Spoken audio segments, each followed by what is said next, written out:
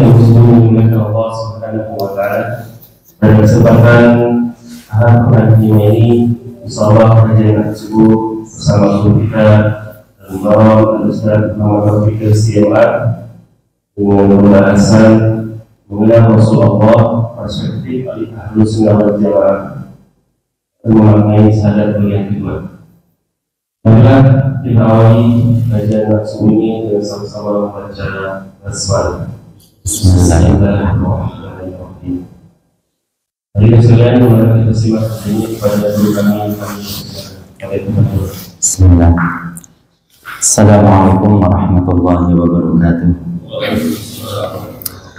Alhamdulillah lahum ni'matu wa lahul fadlu wa lahul thana'ul hasan wa salawatullahil barrir rahim wal malaikatil muqarrabin ala sayyidil mursalin Muhammadin wa ala alihi wa sahbihi at-tayyibin at-tahirin.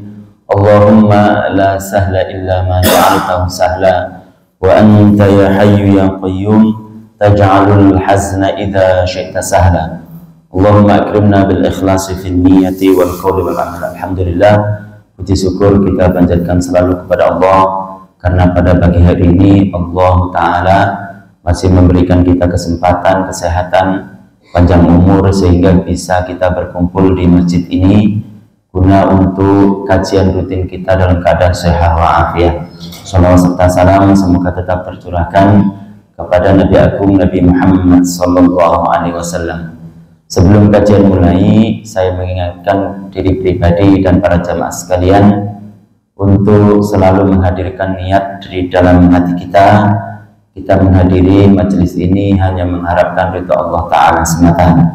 Kemudian juga kami ingatkan karena kajian kita ini ada di masjid, maka kita niatkan juga iktikaf di dalam masjid ini karena itu adalah anjuran baginda Nabi Muhammad Sallallahu Alaihi Wasallam.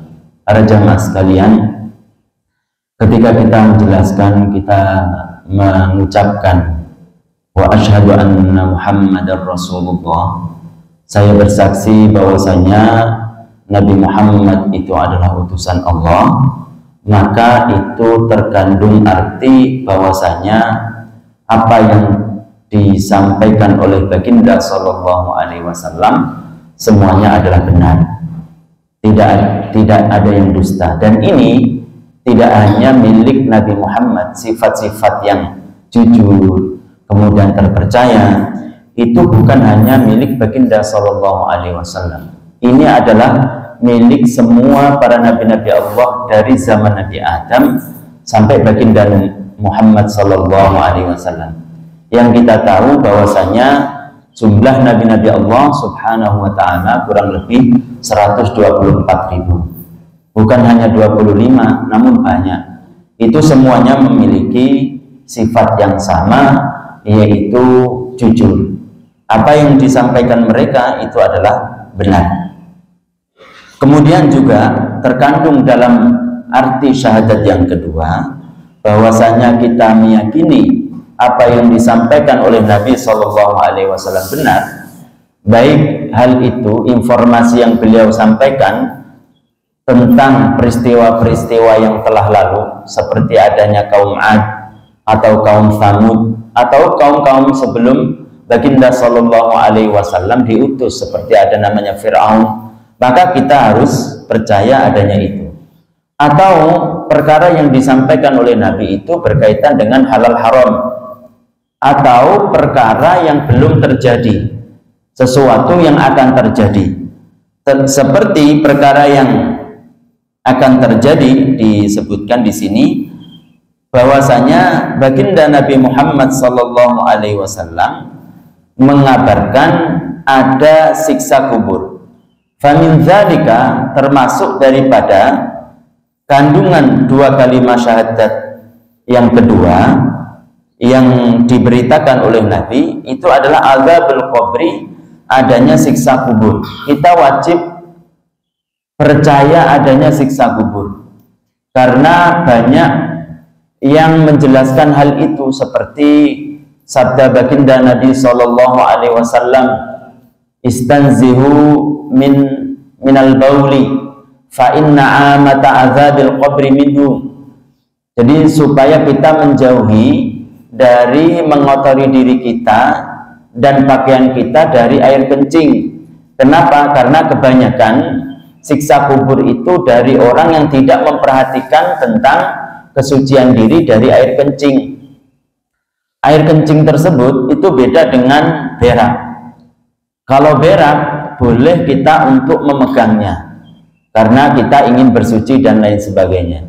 Tapi kalau air kencing, selama itu bukan sesuatu yang memang tidak sengaja, maka kita tidak boleh untuk memegangnya.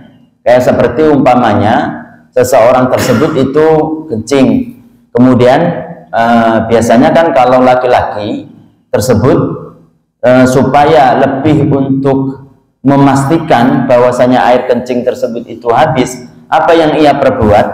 Dia yang di kemaluan laki-laki itu dipegang, kemudian sehingga tidak sengaja, tidak terasa, tidak disadari bahwasanya dia telah mengotori dirinya dengan air kencing. Maka kata para ulama itu termasuk mengotori diri dengan air kencing yang hukumnya dosa besar. Artinya bagaimana seseorang tersebut itu untuk membersihkan diri dari air kencing itu cukup untuk ketika sudah selesai untuk kencing, udah langsung dipakai air gayung kemudian dikucurkan pada kemaluan, udah cukup. Lah kalau seseorang tersebut itu merasa bahwasanya dia masih ada sisa itu bukan dengan memegang kemaluan, memegang air kencing, namun bagaimana? Yaitu dengan dia namanya tanahnu. Apa tanahnu itu? Bisa dehem-dehem. Maka itu hukumnya wajib, dehem-dehem tersebut. Kalau seseorang merasa khawatir tentang sisa air kencing, masih ada nih. Tapi kalau dia tidak khawatir, maka itu hukumnya sunnah. Maka itu hukumnya sunnah. Tanahnu itu, dehem-dehem, itu hukumnya sunnah kalau dia tidak khawatir tentang keluarnya sisa air kencing. Jadi caranya begitu, bukan dengan dipegang. Kenapa? Karena itu merupakan sesuatu yang dilarang oleh baginda Nabi Muhammad SAW. Termasuk dari penyebab siksa kubur yang banyak itu karena mengotori diri kita dengan air kencing. Percikan-percikan air kencing itu harus dihati-hati karena air kencing itu beda dengan berak, karena berdasarkan sabda baginda Sallallahu Alaihi Wasallam. Jadi dengan hadis ini bahwasanya memang benar ada namanya siksa kubur. Kemudian juga dalam firman Allah Subhanahu wa taala, Allah taala berfirman, "An-naru yu'raduna 'alaiha guduwan wa 'ashiyya wa yawma taqumus sa'ah adkhilu ala fir'auna asyaddal 'adzab." Jadi akan diperlihatkan neraka, tempat orang-orang yang akan memenuhinya, yaitu api itu akan diperlihatkan kepada seseorang 2 kali, pagi dan sore. Kata para ulama, dalam Al-Quran tersebut itu diperlihatkan kepada siapa? Kepada orang yang non-muslim. Kapan itu? Bukan di hari kiamat. Kenapa? Karena ada kata-kata, ada firman Allah Subhanahu wa ta'ala, wa yawma taqumus sa'ah, dan ketika terjadi hari kiamat, oh berarti belum terjadi hari kiamat, dan tidak mungkin itu terjadi di dunia. Kenapa? Karena kebanyakan orang yang non-muslim itu hidupnya mewah. Allah Ta'ala memberikan rizki, kebaikannya kepada orang-orang yang non-muslim itu di dunia saja. Sedangkan di akhirat ataupun di alam barzah itu tidak akan diberikan oleh Allah Subhanahu wa Ta'ala. Makanya kalau tidak di dunia tidak mungkin itu terjadi, yaitu diperlihatkannya api neraka, yaitu 2 kali, yaitu pagi dan sore, kemudian juga di hari kiamat juga bukan, maka kata para ulama berarti itu adalah di alam barzah, itu di alam kuburan. Berarti memang benar ada namanya siksa kubur. Termasuk juga bentuk dari siksa kubur tersebut yang disampaikan oleh Nabi adalah dhaqatul qabr. Apa itu menyempitnya kuburan? Menyempitnya kuburan sehingga tulang rusuk bagian kanan dan kiri itu akan menyatu. Dan ini akan dialami oleh orang non-muslim dan orang muslim. Namun orang muslim itu tidak akan merasa sakit seperti yang diderita oleh orang-orang yang non-muslim yang ketika meninggal dalam keadaan bukan muslim. Dia akan lebih ringan, namun kita tahu bahwasanya betapa sakitnya ketika seseorang itu patah tulang, ketika seseorang itu tulangnya itu ada yang bergeser, apalagi sampai bercampur antara tulang rusuk yang kanan dengan yang kiri. Termasuk juga bentuk daripada siksa kubur itu adalah diperlihatkannya tempatnya di akhirat nanti, yaitu api neraka yang akan menjadi tempatnya. Kemudian juga famin dzalika adzabul qabri wa na'imuhu, juga termasuk yang dibawa oleh Nabi Shallallahu Alaihi Wasallam itu juga tentang adanya nikmat kuburan. Nikmat kuburan itu diantaranya adalah kuburan yang asalnya sempit itu bisa diperluas menjadi 70 hasta. Satu hasta itu kurang lebih 50 cm, setengah meter. Maka kalau dikalikan 70 berarti berapa? 35 meter, ya enggak? Jadi yang awalnya itu lebarnya itu cuma setengah meter, panjangnya 2 meter kalau kurang lebih ya, itu bisa menjadi 35 meter dengan kuasa Allah. Dan juga sebagian orang yang diberikan nikmat, diluaskannya kuburan itu sebatas mata memandang. Ada seorang ulama namanya Thabit Al-Bunani. Dia selama hidupnya itu dia sering sholat malam. Kemudian apa? Kemudian dia setiap malam dia berdoa, ya Allah, jika engkau pernah memberikan nikmat sholat di kuburan kepada orang di umat baginda Sallallahu Alaihi Wasallam, maka berikanlah itu kepadaku. Itu. Akhirnya suatu ketika dia terkena musibah, kemudian dia meninggal.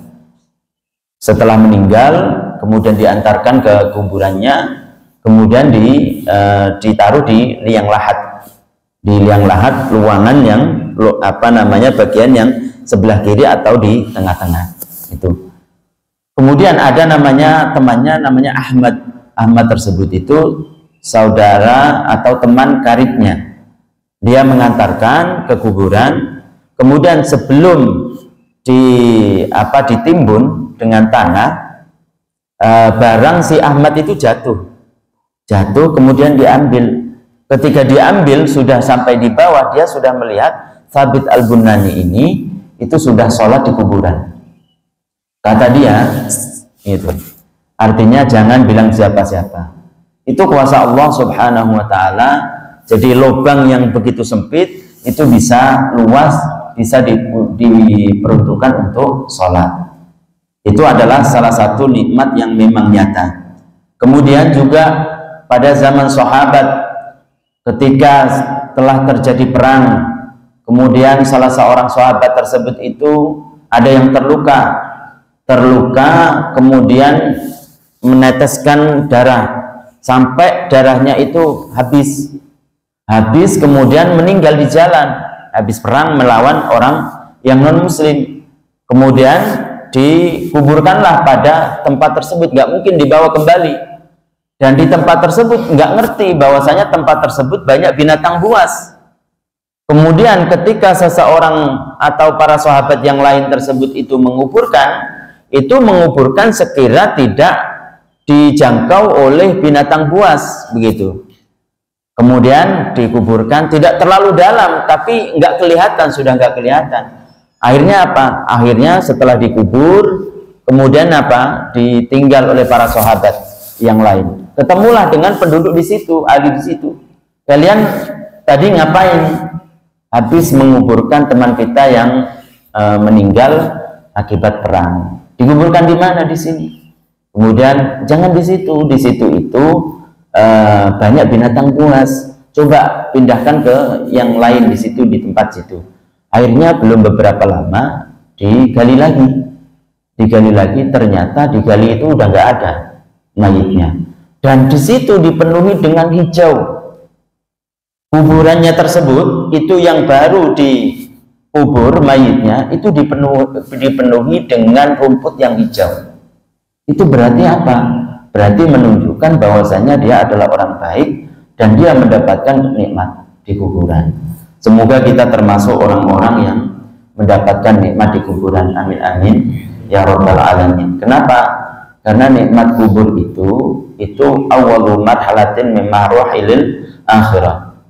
Satu fase dari fase di akhirat. Ketika seseorang tersebut itu ringan di kuburannya, maka fase-fase setelahnya itu akan ringan. Kemudian juga termasuk dari apa yang disampaikan oleh Nabi Shallallahu Alaihi Wasallam itu adalah soalul malakain, pertanyaan dua malaikat Munkar dan Nakir. Itu yang ditanya itu adalah umat yang diutus kepadanya Nabi Muhammad Shallallahu Alaihi Wasallam. Jadi pertanyaan di kuburan ini hanya berlaku pada umat Nabi, baik umat Nabi yang mengikuti ajakan Nabi yaitu orang Muslim, atau orang-orang yang tidak mengikuti ajakan Nabi yaitu orang non-Muslim. Umat-umat terdahulu nggak ada namanya pertanyaan di kuburan, namun bukan berarti tidak ada siksa kubur. Jadi pertanyaan di kuburan ini hanya terkhusus kepada umat di mana Nabi Shallallahu Alaihi Wasallam diutus. Yang ditanyakan apa? Kita udah tahu. Yang ditanyakan itu terutama tentang baginda Shallallahu Alaihi Wasallam. Dikatakan dalam hadis itu disebutkan madza ra'yuka fi hadzal rajuli, gitu kan. Apa pendapatmu tentang laki-laki ini? Siapa? Yaitu baginda Shallallahu Alaihi Wasallam. Kalau orang yang tidak mukmin, meskipun ketika di dunia dia berusaha untuk menghafalkan, maka di akhirat nanti dia tidak akan bisa menjawab pertanyaan. Di kuburan dia tidak akan bisa menjawab pertanyaan tersebut. Kenapa? Karena bentuk dari malaikat tersebut itu dikatakan aswadani azraqan, yaitu hitam kebiru-biruan. Hitam kebiru-biruan itu adalah bentuk dari malaikat yang akan menanya di kuburan, sehingga seseorang yang tidak muslim itu akan takut terlebih dahulu, dan apa yang ia hafalkan ketika di dunia itu tidak akan ingat lagi. Dia hanya menggigil saking rasa takutnya. Sedangkan orang mukmin, Allah Subhanahu wa taala akan menetapkan hatinya sehingga dia tidak takut, bahkan dia akan gembira kedatangan malaikat tersebut, dan dia akan bisa menjawab bahwasanya laki-laki ini adalah namanya Muhammad, dia adalah utusan Allah Subhanahu wa ta'ala. Dan kita percaya bahwasanya ketika mayit tersebut itu di kuburan, dia akan hidup seperti halnya ketika kita di dunia. Artinya ruhnya itu akan kembali menyatu dengan jasadnya. Dikatakan ketika Sayyidina Umar radhiyallahu anhu bertanya kepada baginda Sallallahu Alaihi Wasallam, ya Nabi Allah, apakah keadaan orang di kuburan itu seperti halnya kita di dunia? Kahayatikumul an, gitu kan, seperti halnya ketika kita di dunia, artinya kita punya ruh, kita hidup seperti di dunia. Apa jawaban Nabi? Naam kahayatikumul an, benar seperti halnya kita di dunia. Artinya apa? Ketika ruh tersebut itu dicabut oleh malaikat Azrail, itu kan dicabut bukan artinya sirna, hanya dicabut berpisah sementara. Kemudian dicabut kemudian oleh malaikat Azrail, ada kalanya ditaruh di antara langit yang pertama dengan bumi ini, kalau dia adalah orang yang muslim, bukan wali Allah Subhanahu wa ta'ala, bukan orang yang meninggal dalam keadaan mati syahid. Karena kalau orang yang meninggal dalam keadaan berperang menegakkan agama Allah, maka ruhnya akan langsung ke surga. Namun kalau orang-orang seperti kita biasa ini, maka nanti ruhnya itu akan dicabut oleh malaikat Azrail, akan dibawa di antara langit yang pertama dan bumi. Kemudian ketika dikafani, kemudian dimandikan, dikafani, kemudian ditaruh di keranda, dibawa ke kuburan, maka nanti ruhnya tersebut akan diambil oleh malaikat Azrail lagi supaya mengikuti kerandanya. Makanya dalam sebuah hadis disebutkan bahwasanya ketika mayit itu adalah muslim, maka dia akan mengatakan ruhnya, qaddimuni qaddimuni, cepatlah begitu. Kenapa? Karena ruhnya tersebut akan mendapatkan nikmat, begitu juga jasadnya, karena dia akan menyatu dengan jasadnya. Tapi kalau dia adalah orang yang non muslim, dia akan mengatakan, jadi ruhnya akan mengatakan dalam hadis tersebut, wailati wailati, jadi sungguh celaka aku, sungguh celaka aku. Kenapa? Karena kenikmatan di dunia itu tidak akan dibawa di alam kubur. Jadi kenikmatan Allah Subhanahu wa ta'ala yang Allah ta'ala berikan kepada orang yang non muslim itu akan berhenti ketika sudah meninggal. Jadi apakah dia tersebut itu adalah orang yang muslim atau tidak? Kalau dia orang muslim, maka dia kebahagiaan itu akan mulai dari situ. Tapi kalau dia bukan muslim, maka celaka akan mulai dari situ.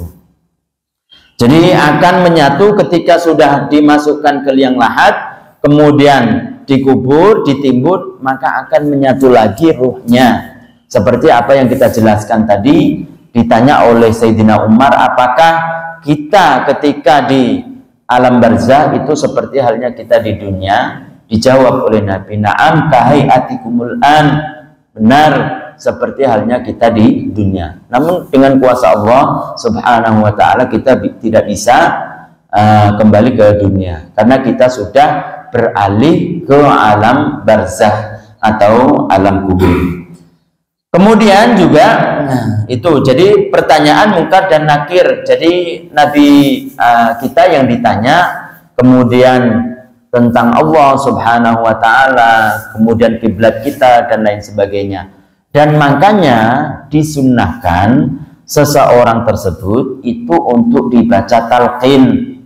Jadi talqin itu bukan sesuatu yang tidak ada dasarnya, dan itu diriwayatkan oleh Al-Hafidh Ibnu Hajar Al-Asqalani bahwasanya disunnahkan seseorang itu ketika sudah di dalam kuburan kemudian ditanam untuk dibaca talqin. Talqin itu apa? Menuntun orang yang ada di kuburan tersebut untuk bisa menjawab, mengingatkan. Kenapa? Karena orang yang di kuburan itu hidup. Karena apa? Karena berdasarkan hadis Nabi SAW dikatakan, idawudi al-mayyitu fi lahdihi fayansarifu, jika mayit tersebut itu ditaruh di luang lahat, kemudian mereka pulang, la yasma'u qur'ani alihim, dia akan mendengar suara sandal dari orang-orang yang mengantarkan. Ini hadis baginda Nabi SAW. Kalau ada orang yang mengatakan bahwasanya orang yang sudah meninggal, udah meninggal, nggak akan bermanfaat, tidak akan hidup, tidak akan mendengar, berarti tidak percaya tentang apa yang disampaikan oleh baginda Nabi SAW, bahwasanya di kuburan tersebut orang itu memang hidup. Terbukti bahwasanya dia akan mendengar suara sandal yang dipakai oleh orang-orang yang mengantarkan. Makanya disunnahkan untuk dibaca talqin. Talqin itu dituntun. Biasanya kalau orang-orang yang kita dengar bahwasanya ya fulan ibnu amatillah, atau ya fulan ibnatu amatillah, wahai si fulan, siapa namanya, kemudian putra atau putri, kalau tidak diketahui berarti putra siapa, putri siapa, atau langsung disandarkan kepada Sayyidah Hawa biasanya kan itu. Kemudian dituntun uzkur, sebutkan apa yang kamu imani ketika di dunia, yaitu syahadatul la ilaha illallah. Maka ketika mayit tersebut itu di dalam hadisnya disebutkan, ketika disebutkan seperti itu dia akan duduk mendengarkan, kemudian kemudian dia akan mendengarkan seperti apa, menirukan seperti apa yang ditalkin oleh orang yang hidup. Kemudian ketika tahu seperti itu, malaikat munkar nakir dia akan mengatakan begini, kalau terjemahannya bahwasanya buat apa kita lama-lama di kuburan ini, karena dia sudah diberikan, diajarkan cara menjawab apa yang kita mau tanya. Itu diriwayatkan oleh Al-Hafidh Ibnu Hajar Al-Asqalani dalam kitabnya. Jadi memang sunnah untuk dibaca talqin, dan itu bukan sesuatu yang bid'ah. Bid'ah terutama tentang apa sih bid'ah itu? Bid'ah itu adalah sesuatu rintisan yang memang belum ada sebelumnya. Sesuatu rintisan yang tidak ada dalam Al-Quran dan tidak ada dalam hadis baginda Nabi Muhammad SAW. Dan bid'ah itu ada dua, bid'ah yang baik, bid'ah yang jelek. Jadi bukan menjadi alasan argumentasi kalau sesuatu yang tidak dilakukan Nabi mesti jelek, karena kaidahnya sesuatu yang tidak dilakukan bukan berarti itu tidak boleh dilakukan. Sesuatu yang tidak dilakukan Nabi Shallallahu Alaihi Wasallam bukan berarti tidak boleh dilakukan oleh umat Nabi. Kata para ulama, at-tarku la yaqtadi al-man'ah. Jadi karena atas dasar Nabi tidak mengerjakan bukan berarti tidak boleh dikerjakan. Bisa dipaham nggak?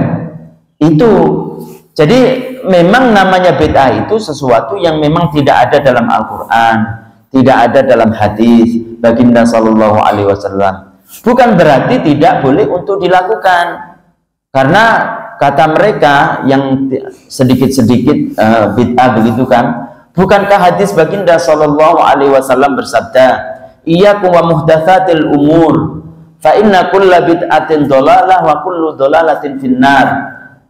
Jauhilah perkara yang baru, sesuatu yang dirintis, karena sesuatu yang dirintis itu adalah sesat, yang sesat itu adalah masuk neraka. Itu hadis Nabi Shallallahu Alaihi Wasallam benar. Namun bukan artinya adalah semua yang dirintis itu adalah sesuatu yang sesat, sesuatu yang tidak diperbolehkan.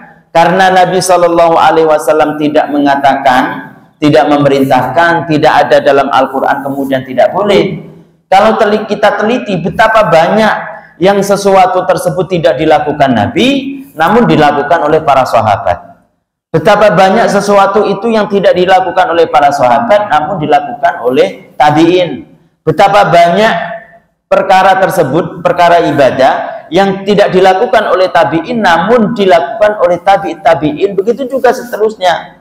Makanya kaidahnya bahwasanya kalau sesuatu tersebut itu menyimpang dari Al-Quran, menyimpang daripada hadis, menyimpang daripada kesepakatan para ulama, maka suatu rintisan itu adalah rintisan yang jelek karena menyimpang dari Al-Quran, hadis, kemudian kesepakatan para ulama. Namun kalau sesuatu itu memang sesuai dengan Al-Quran dan hadis dan kesepakatan para ulama, meskipun tidak pernah dikerjakan oleh Nabi, maka itu namanya bid'ah yang benar, bid'ah yang baik, dan orang yang mengerjakannya akan mendapatkan pahala. Bukankah baginda Sallallahu Alaihi Wasallam bersabda, man sanna fil islami sunnatan hasanatan falahu ajruha wa ajru man amila biha ba'da. Barang siapa yang merintis suatu rintisan dalam Islam yang awalnya tidak ada kemudian menjadi ada, tapi rintisan tersebut itu adalah rintisan yang baik. Baik itu ukurannya bagaimana? Ukurannya adalah sesuai dengan Al-Quran, sesuai dengan hadis, atau ijma atau tidak. Maka orang tersebut akan mendapatkan pahala, dan orang-orang yang mengikutinya juga akan mendapatkan pahala tanpa dikurangi sedikit pun pahala orang yang merintis.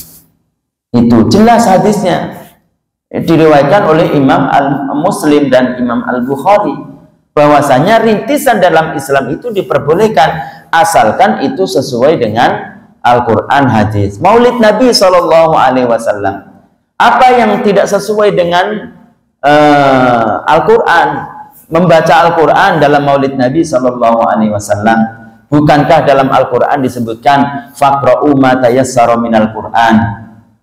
Maulid Nabi SAW itu ada apa? Ada di dalamnya itu adalah membaca zikir sirah Nabi SAW. Bukankah dalam Al-Quran disebutkan ya ayyuhalladzina amanu dzkurullaha dzikran katsira? Wahai para manusia, berzikirlah, mengingatlah kepada Allah dengan zikir, menyebutkan Allah dengan yang banyak lagi.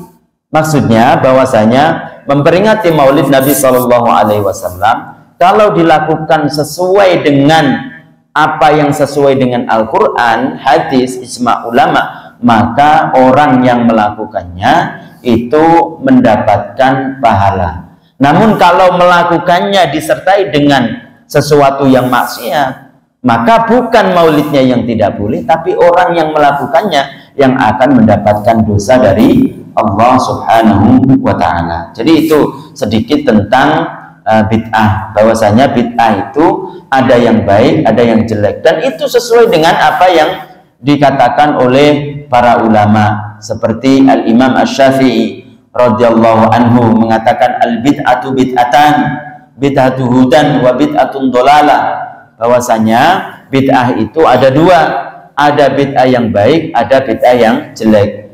Ma wafaqal Qur'an wal hadits wa ijma'al ummah fahuwa bid'atun hudan, bahwasanya sesuatu yang sesuai dengan Al-Qur'an, hadits dan ijma' kesepakatan para ulama, maka itu adalah bid'ah yang baik.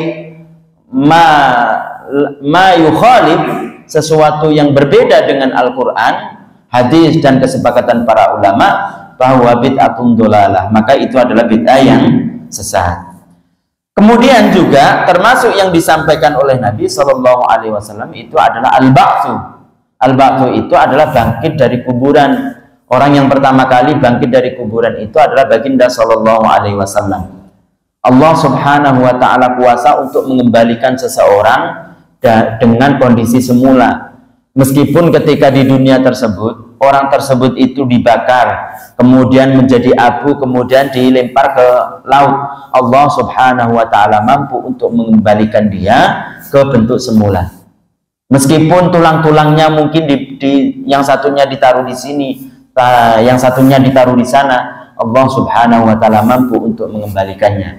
Jika Allah ta'ala mampu untuk menjadikan kita yang tanpa bahan, tentu Allah Subhanahu wa ta'ala mudah baginya untuk mengembalikan kita dengan bahan. Kita sekarang sudah ada, kemudian Allah ta'ala menyirnakan kita meninggal, dicabut nyawanya oleh Allah Subhanahu wa ta'ala. Mungkin sebagian kita akan dimakan oleh tanah, tapi ingat bahwasanya ada yang tidak termakan oleh tanah, yaitu namanya tulang ekor. Dari itu nanti Allah Subhanahu wa ta'ala akan menyatukan jasad-jasadnya, akan mengembalikan kita utuh seperti sedia kala. Jadi akan dibangkitkan di kuburan nanti. Wal hasyru, kemudian ada namanya dikumpulkan di mahsyar. Mahsyar itu adalah negara Timur Tengah. Mahsyar itu adalah negara Syam. Negara Syam itu adalah Yordania, kemudian Palestina, kemudian Lebanon, kemudian Syria. Ini adalah bagian negara Syam nanti yang sudah tergantikan. Maka nanti dikumpulkannya di sana, di tempat yang sudah tergantikan.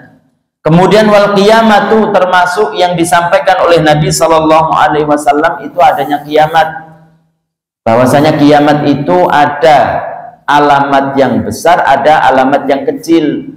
Alamat yang kecil yang terakhir itu akan adanya munculnya Imam Mahdi, yang dia itu adalah namanya seperti Nabi Muhammad dan bapaknya namanya seperti nama bapak Nabi Muhammad SAW. Jadi dia namanya Muhammad putra Abdullah.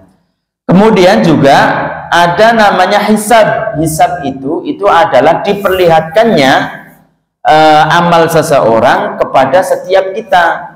Kalau dalam Al-Quran disebutkan bahwasanya setiap kita itu akan menerima amal perbuatan kita.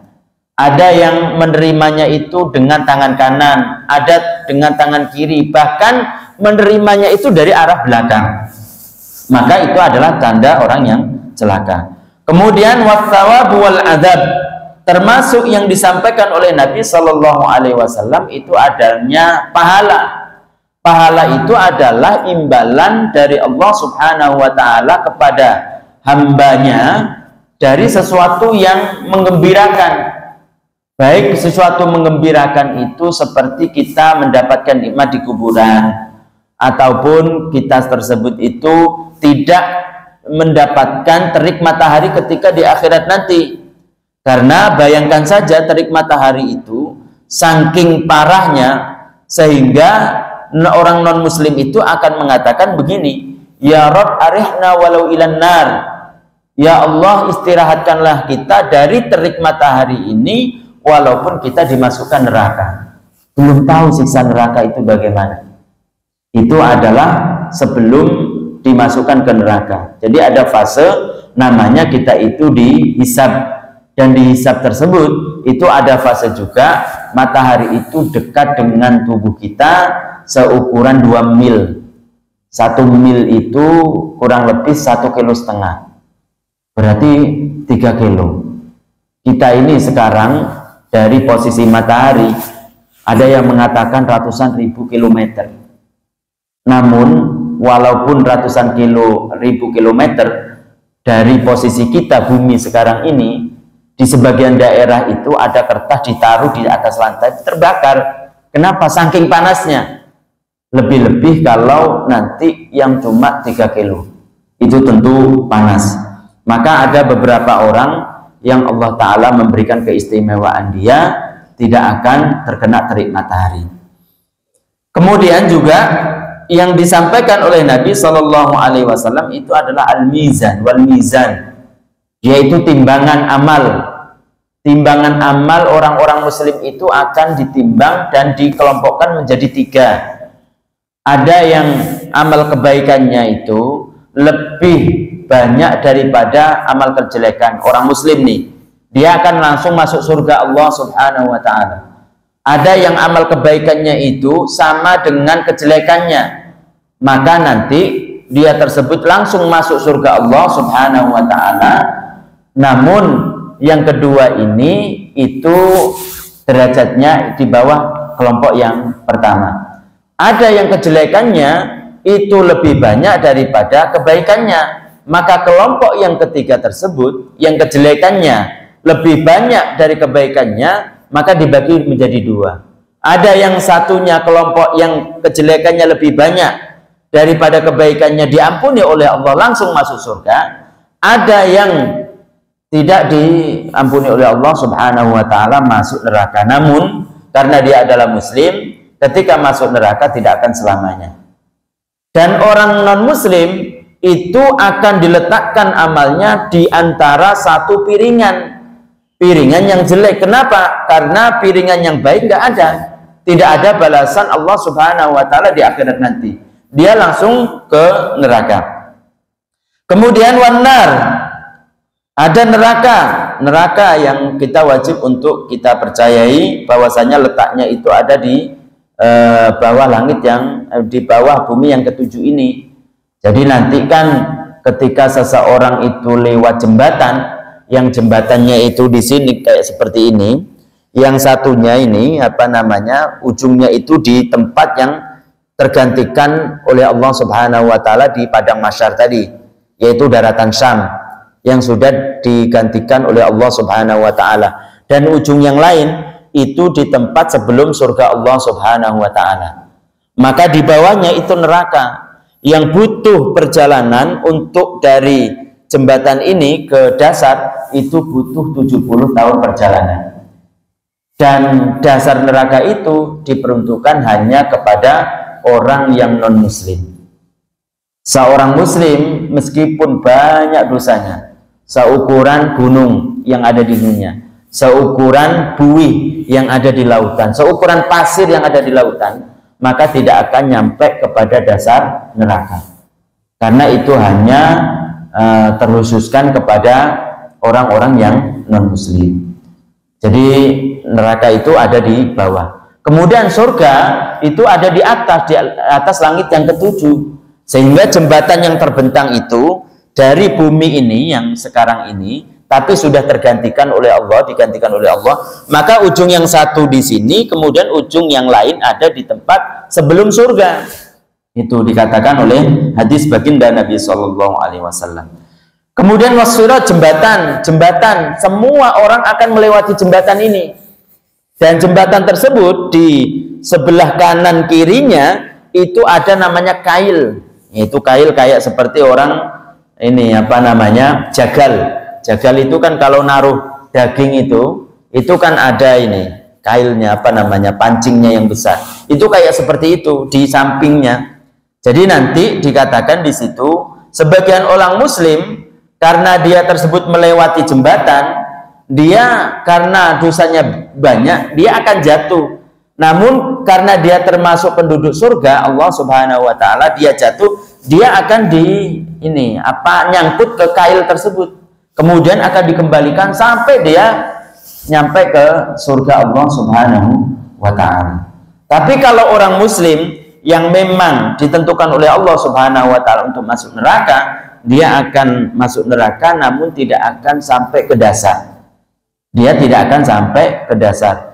Ke dasar neraka itu hanya khusus bagi orang yang non-muslim.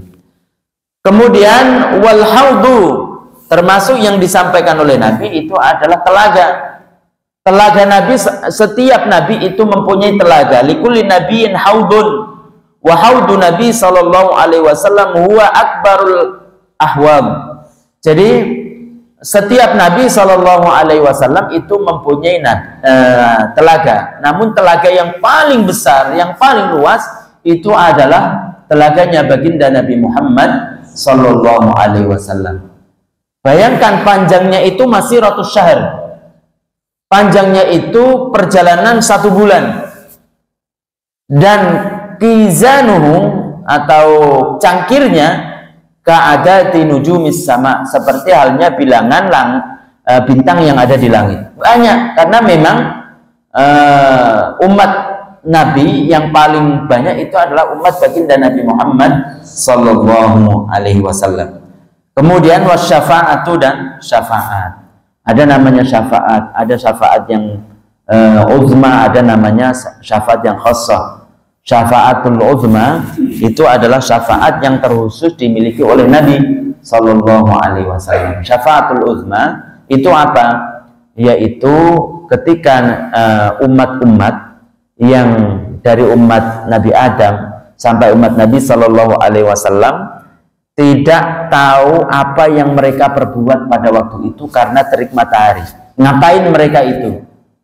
Sehingga datanglah kepada Nabi Adam minta bantuan, minta syafaat. Kata Nabi Adam alaihissalam, lastu ahlan lidzalika, bukan saya yang dimaksud, kata Nabi Adam. Datang kepada Nabi Ibrahim, Nabi Nuh, semuanya jawab sama. Datang kepada Nabi Isa, jawab sama. Tibalah datang kepada baginda Nabi Muhammad sallallahu alaihi wasallam. Kemudian Nabi sallallahu alaihi wasallam sujud kepada Allah Subhanahu wa taala. Kemudian dikatakan kepada Nabi, irfa' ra'saka. Jadi angkatlah kepalamu, kemudian mintalah syafaat, maka kamu akan diberikan syafaat. Kemudian apa yang dikatakan oleh Nabi? Ummati, ummati. Umatku, umatku ya Allah. Kemudian diberikanlah ketentuan bahwasanya apa yang mereka perbuat setelahnya itu adalah khusus baginda Nabi Muhammad sallallahu alaihi wasallam. Kemudian juga apa namanya, wal jannah, kita juga harus percaya tentang apa yang disampaikan Nabi tentang adanya surga. Surga itu ada di atas langit yang ketujuh.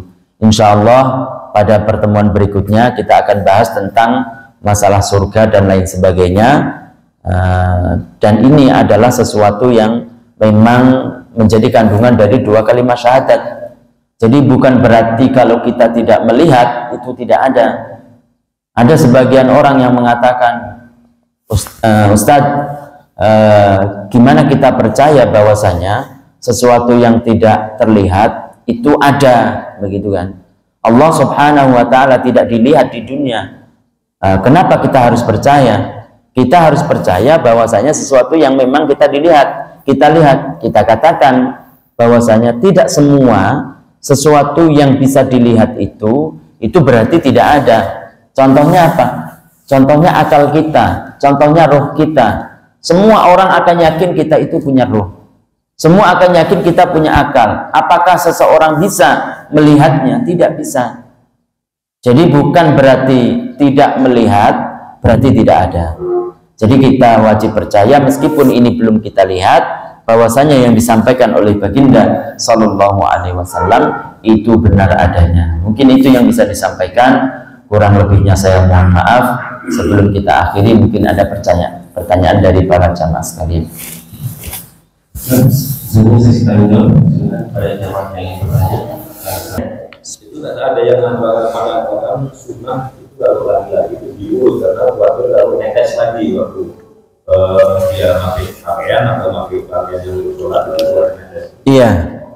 Iya, kalau diurut itu bukan sampai ke kepalanya, hanya di bagian panun.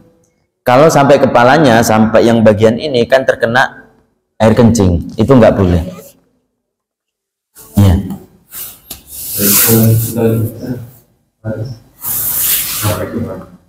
Waalaikumsalam warahmatullahi wabarakatuh. Iya, daratan Syam. Itu yang dimaksud Syam itu bumi yang sekarang ini yang hancur atau bumi lain? Bumi lain yang sudah tergantikan, tapi letaknya di situ. Jadi daratan Syam itu kan Suriah, Lebanon, Palestina, dan Suriah, Lebanon, Palestina, dan Yordania. Itu daratan Syam. Itu daratan Syam di situ memang ada hadisnya. Jadi letaknya di situ tapi sudah tergantikan. Kenapa? Karena padang mahsyar tersebut dikatakan oleh hadis kal jildil masdud. Seperti halnya kulit yang ditarik.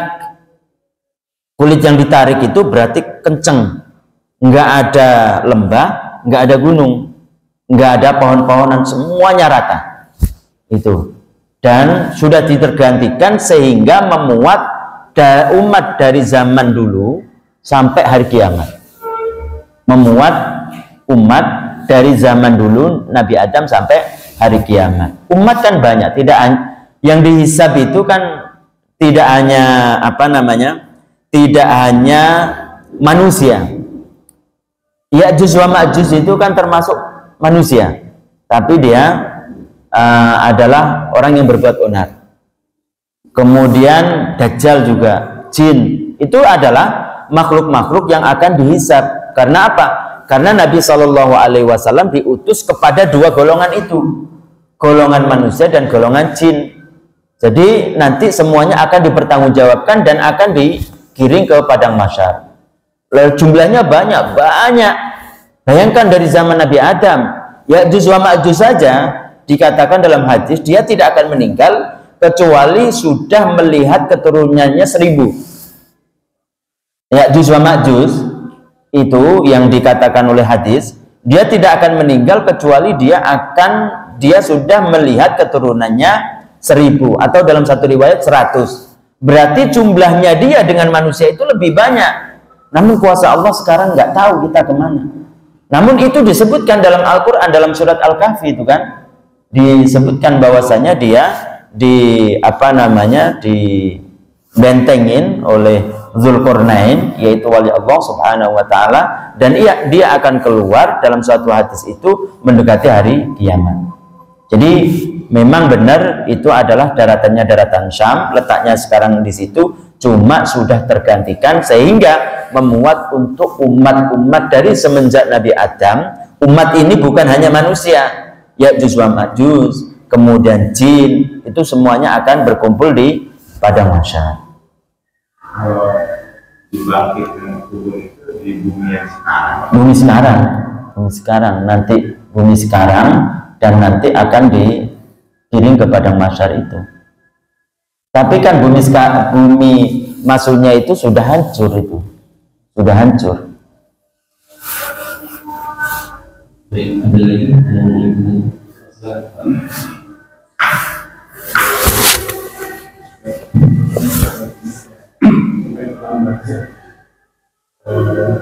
Ini dikatakan bahwa ketika kita meninggal, salah satu nikmat tubuhnya itu adalah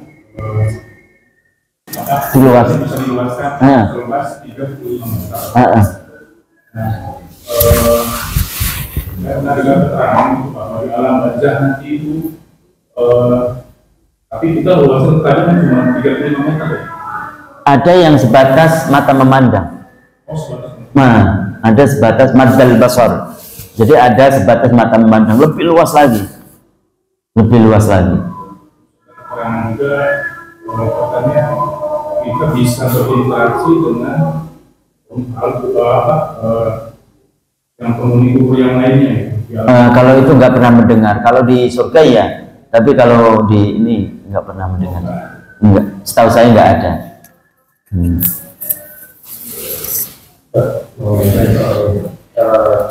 Kalau di kita bilang di kuburan si mayat berdasarkan makan yang bagaimana kalau yang misalnya satu pas ada mayat di kuburan itu kan ada yang diazanin, ada yang tidak. Nah itu hukumnya seperti apa? Diazanin. Ya kan ada yang bilang harus diazanin, terus ada yang bilang tidak perlu gitu. Atau sama yang kedua, misalnya di kubur kan misalnya kalau kita ziarah nih, kan ada yang bilang boleh berdoa dengan si mayit atau ada yang bilang tidak boleh. Iya, pertama kalau yang azan itu katanya boleh-boleh saja, boleh-boleh saja. Itu khilaf ulama sih, ada yang mengatakan tidak boleh karena itu namanya bid'ah munkaraah. Dikiaskan dengan ketika azan. Kalau yang ada dalam hadis Nabi Shallallahu Alaihi Wasallam itu kan yang disunahkan itu ketika lahir. Ketika lahir itu disunahkan untuk azan untuk orang tuanya atau siapa di situ, di kuping, di telinga kanan, kemudian diikamati di ini telinga kiri gitu kan. Itu yang ada. Kemudian dikiaskan oleh orang-orang untuk yang semacam itu. Begitu juga ketika orang meninggal gitu. Makanya kata para ulama itu boleh-boleh saja. Ada yang mengatakan nggak boleh, ada yang mengatakan nggak boleh. Ya terserah itu mau ini yang mana gitu. Kemudian untuk yang berdoa itu memang Nabi Shallallahu Alaihi Wasallam dalam hadisnya yang diriwayatkan oleh Imam Muslim, beliau mengatakan marra ala qabrain, dia melewati dua kuburan. Dia kuburan, kemudian berhenti. Setelah berhenti, beliau menyuruh kepada sahabat untuk mengambil pelepah kurma, kemudian ditancapkan satu, dua, ditancapkan. Kemudian beliau mengatakan bahwasanya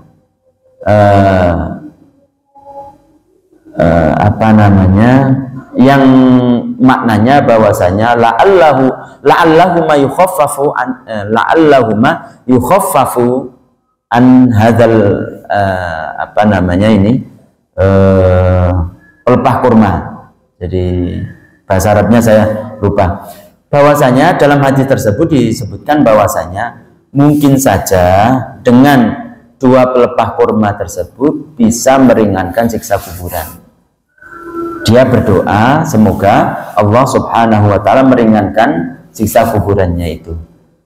Jadi itu yang pertama, bahwasanya disunahkan seseorang tersebut, kata Imam Nawawi dalam kitabnya Al-Adhkar An-Nawawi, jika saja pelepah kurma itu menjadi sebab untuk diringankannya siksa kuburan, lebih-lebih dari doa orang muslim, lebih-lebih doa orang muslim gitu.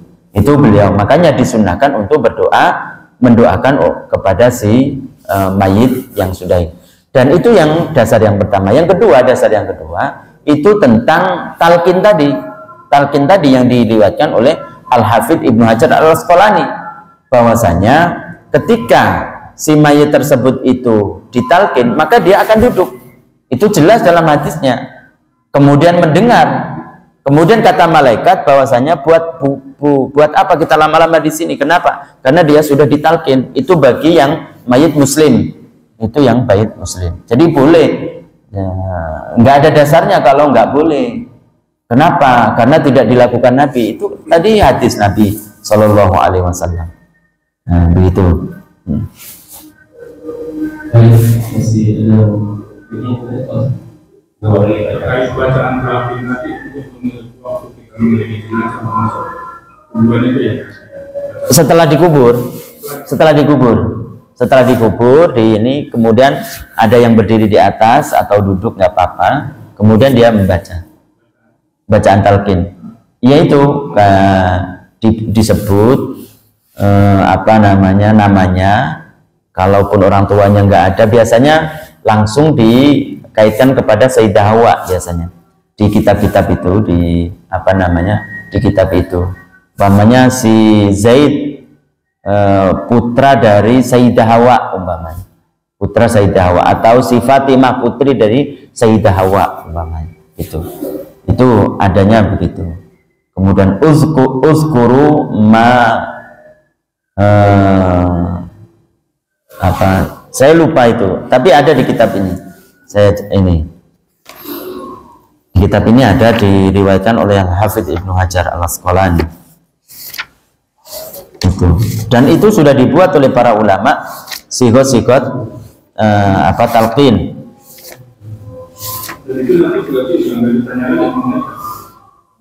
Katanya begitu dalam hadisnya, itu tidak ditanya oleh malaikat. Ataupun seandainya ditanya, dikatakan itu bahwasanya dia malah gembira ditanya tersebut, karena bisa bercakap-cakap dengan malaikat Allah Subhanahu wa ta'ala. Ya, mungkin yang lain sambil saya cari nih. Ada lagi yang ingin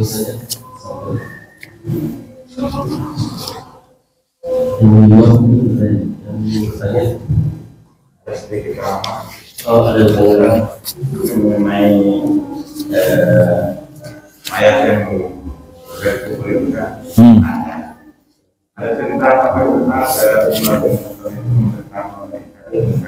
Enggak benar. Iya, hoax. Iya, enggak benar. Itu terlalu mengada-ada. ya sekarang